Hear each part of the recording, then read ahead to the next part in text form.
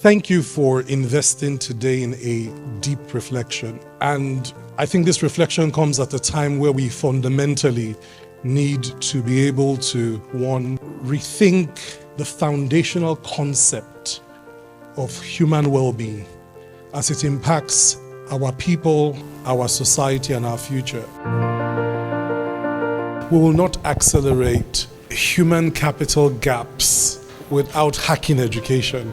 And you can't hack education if the child preschool is already left way behind his generation. That's the problem. We must advocate, support, and leverage the diversification of funding sources for health through innovative new collaborations. Unfortunately, we are in a time where the world is moving really fast.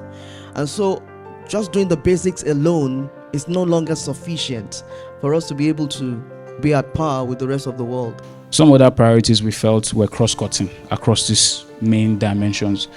They include gender equality, climate resilience, digital economy, and financial inclusion. You can't have any of these top three things, the survival and health, education and learning outcomes, productivity and labor force participation, without considering this core cross-cutting issue in terms of human capital development. For transitioning from education to skills, I think the fundamental question is what skill sets, what kinds of capabilities do private sector players and industry require?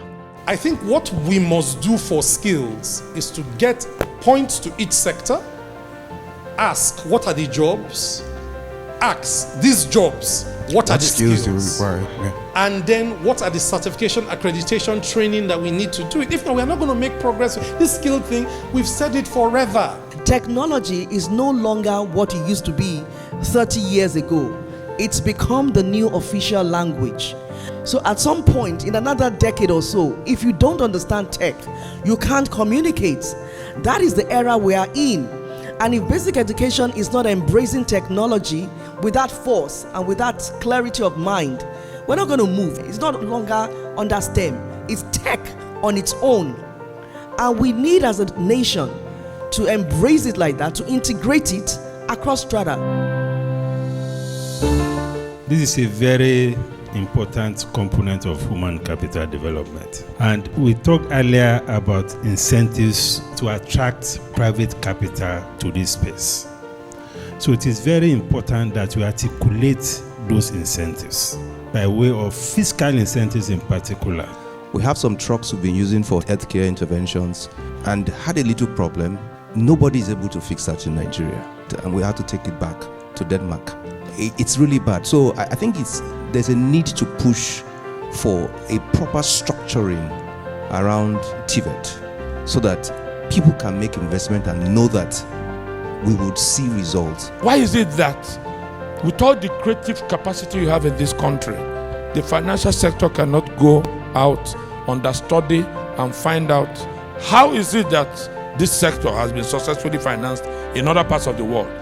Because 65% of the population youth, so much creativity among them, we have to solve these unemployment issues we're mentioning here.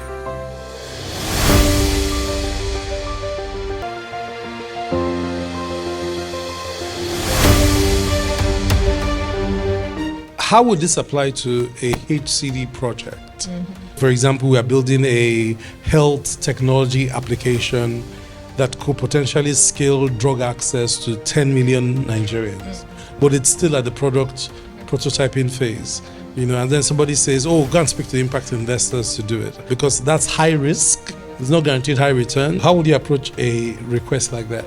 No investor goes into business to lose money. But many of them want to solve problems, right? And so that's when they go into relationship to blend finance, so called blended finance. And then questions they want to ask, who will pay for my risk? Right. And in this HCD model you talked about, sometimes there's not enough data for them to price their risk more efficiently, right? And there's somebody's got to pay for that. So this is where we cannot take the government away from de-risking the HCD landscape. They must take that first loss position.